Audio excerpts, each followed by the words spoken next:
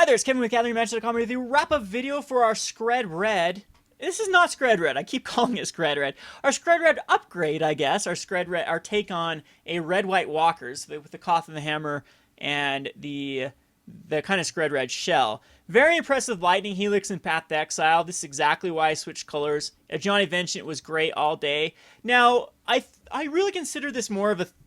I think we would have won that match if I would have just kept the Wurmcoil Engine out and not attacked with it. Like, I guess he could have attacked with everything. Was I dead anyway if he attacked with everything? We'll have to re-look at that deck and see if he could do 11 damage by sacking the one that I block with the Wurmcoil Engine. So it might not have been a win in Game 3 with the Viscera just being a punk. But we still had a very good showing versus that deck. That was just one of those matchups where going through the 4 collected companies is a bit rough at that stage. I mean, he had to draw into 3 of them. Only one of them was back with the Eternal Witness. But you can see how the deck is matched up very well against Anafenza and company. Relic of Progenitus is a hard card for them to deal with. Path to Exile is a hard card for them to deal with. Volcanic Fallout and even Lightning Bolt and Lightning Helixes are just great versus Anafenza and company. So I'm not sure what we do to the sideboard. The sideboard we thought about cards like Celestial Purge as another way to get rid of, because you do worry about Tasigur. And this has access then to Celestial Purge for the Grixis match. Exile target black or red permanent. I also like this because it hits Creeping Tar Pits. They become black-blue horrors, I believe. And so you'll be able to kill off a Creeping Tar Pit with a Celestial Purge, which is one of their win cons.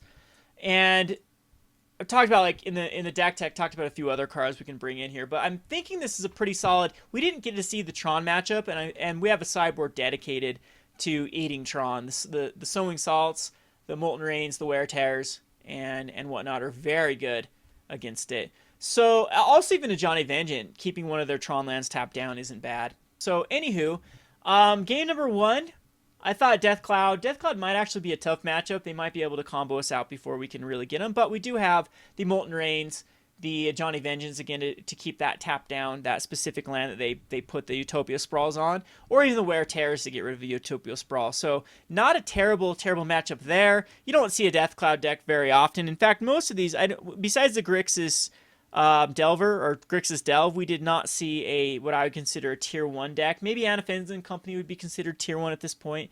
It has kind of fallen out of favor because of all the people packing hate for it. But and then the Abzan mid-range has also fallen off of tier 1, but they're very, very close to tier 1 decks. So the Scred Red performed very good against again, red-white walkers perform very good against the metagame right now with the heavy creature base deck. Well, I think that Morton said that his version of Scred Red, or this version, was about an 80% win versus Abzan midrange, but when they play in Jund, the Jund gets a lot more difficult to deal with, as Jund has access to some cards that are harder to deal with than the Abzan version of the deck.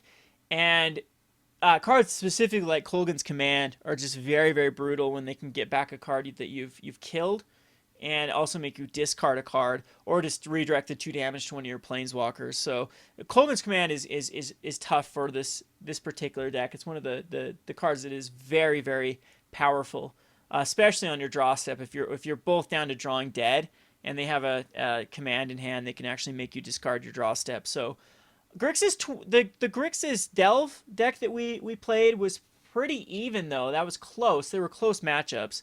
And yeah, so I don't know. Your comments are appreciated in the comment section below. I'm going to try to play a few more of these matches on my personal channel on Rogue Deck Builder. So definitely head over to Rogue Deck Builder, and I'm going to mess with the list. Possibly, like, one of the cards I thought about running in here instead of another Bloodstained Mire is just going to be like a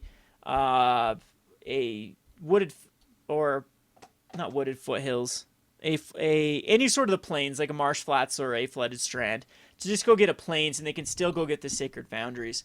And because I think that it's pivotal to get your one of plains on board if you're going to try to go with a Blood Moon lock.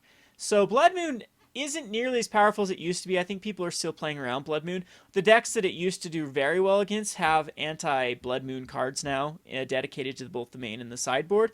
Like Tron is packing Nature's Claims. Nature's Claims actually helps them versus mono red, and it takes care of your Blood Moons.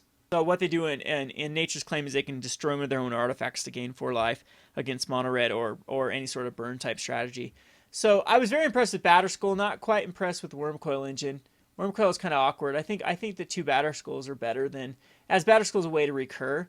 But there's plenty of other cards that we can toy around with. We can toy around with the number of Ajani's Vengeance. If they end up being better, we can go down in costs and up in Ajani's Vengeance. But there's so many matchups that just can't deal with the 3rd turn Koth. So I still highly do recommend running the 4 of Mind Stones. I think it's a great card in the metagame. So let me know what you think about this deck. Comment section below. I'll try to get back to the comments. If you'll tag me, that's a better way to get my attention. As these are, I do not control the Gathering Magic channel. It is run by other people. So if you tag Rogue Deck Builder on the YouTube, I think it's either using an @ or a plus will do it. Then it'll draw my attention to your particular post. Anyway, I appreciate the support. Come check out the channel, Rogue Deck Builder, and our website, roguedeckbuilder.com. There's a link in the description. Thanks for watching.